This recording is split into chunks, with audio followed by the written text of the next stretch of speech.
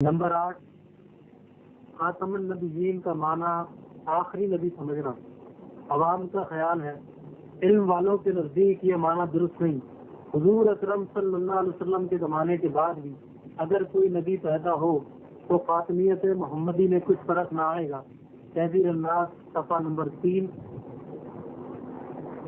اور صفحہ نمبر 25۔ یہ حضور صلی اللہ علیہ وسلم کی ختم نبوت کا انکار۔ کتاب کا نام تحذیر الناس، یہ محمد قاسم صاحب بانی دارالعلوم دیوبند لکھا ہوا ہے۔ مطبع فاطمی دیوبند میں یہ کتاب چھپی ہے۔ غالباً اس پر پہلے صفحے پہ کہیں سن طباعت یعنی کس سن میں چھپی ہے شاید نہیں ہے، یہ دیکھ لیں۔ اس کے صفحہ 3 پر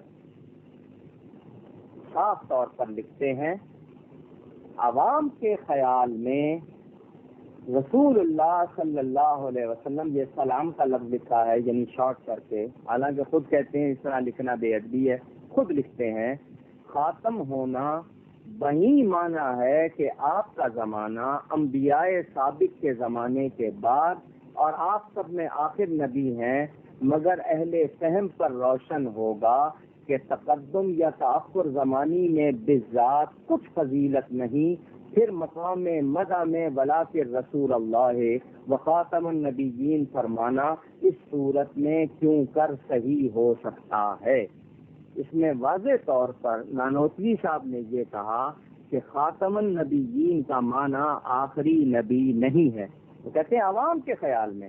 اور اہل فہم یعنی سمجھدار لوگ جو ہیں وہ کہتے ہیں کہ کسی چیز کا پہلے یا بعد میں ہونا کوئی فضیلت نہیں رکھتا، تو حضور صلی اللہ علیہ وسلم کے لیے جو یہ کہا جائے ولاکن رسول اللہ و خاتم النبیین، یہ کیوں کر صحیح ہو سکتا ہے، یعنی یہ کیسے صحیح ہو سکتا ہے؟ یعنی انہوں نے کھلم کھلا خاتم النبیین کے معنی آخری نبی ہونے کا انکار کیا۔ اب اس کے بعد ان کا دوسرا، یہ ساری کتاب جو لکھی ہے اس میں انہوں نے جگہ جگہ حضور کی ختم نبوت کا انکار کیا ہے۔ چنانچہ لیجیے یہ صفحہ نمبر 25 اسی کتاب کا، صاف طور پہ لکھتے ہیں، بلکہ اگر بالفرض بعد زمانہ نبوی صلی اللہ علیہ وسلم بھی کوئی نبی پیدا ہو تو پھر بھی خاتمیت محمدی میں کچھ فرق نہ آئے گا۔ یعنی یہ کہتے ہیں کہ حضور صلی اللہ علیہ وسلم کے بعد کوئی نبی پیدا ہو، پہلے تو اس کو ممکن مانا کہ حضور کے بعد بھی نبی پیدا ہو سکتا ہے۔ بالفرض کہنے سے کیا ہوتا ہے؟ جو چیز ناممکن ہے وہ ناممکن ہے۔ اگر کوئی یہ کہے کہ جی بالفرض اس لکھنے والے کو 100 جوتیاں ماری جائیں چوک میں کھڑا کر کے تو بھی اس کی عزت میں کوئی فرق نہیں آئے گا، یا یہ کہا جائے کہ بالفرض اس شخص کی گردن پر چھری چلا دی جائے تب بھی اس کی زندگی میں کوئی فرق نہیں آئے گا،